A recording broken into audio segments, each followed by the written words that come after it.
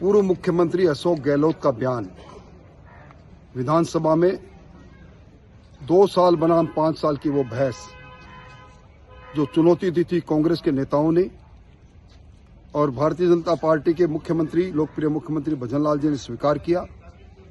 विधानसभा के पटल पर भजन लाल जी की सरकार के 2 साल के प्रगति के काम और कांग्रेस की सरकार के खोखले 5 साल का दावा जो उन्होंने किया, उन कामों का एक ब्यौरा रखा, उस पर बहस होनी थी।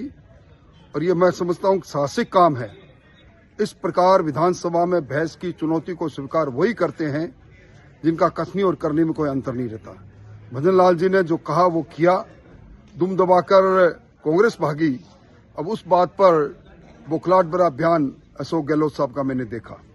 अशोक गहलोत साहब को मैं इस बात के लिए तो धन्यवाद दूंगा कि वो आदत उनकी है कि विधानसभा के अंदर, विधानसभा के सदन में एक शब्द वो कभी बोलते नहीं। उस वक्त बोलते हैं जब शपथ लेनी होती है या मुख्यमंत्री के रूप में। एक शब्द इस बार बोले नहीं, पर विधायक दल की बैठक में जाकर उन्होंने कुछ बातें कही। विधानसभा के परिसर में जाने के लिए तो मैं उनका स्वागत करूंगा, पर उनको चाहिए ये कि वरिष्ठ विधायक है, विधानसभा सर्वोच्च लोकतंत्र का मंदिर है, उसमें जाकर अपनी बात कहते।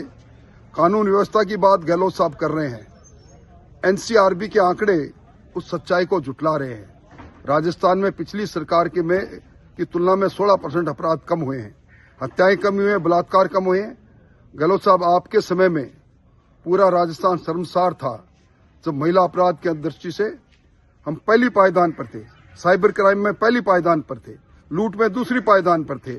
अब आपको शायद अपने शासनकाल की वो कानून व्यवस्था याद आ रही होगी।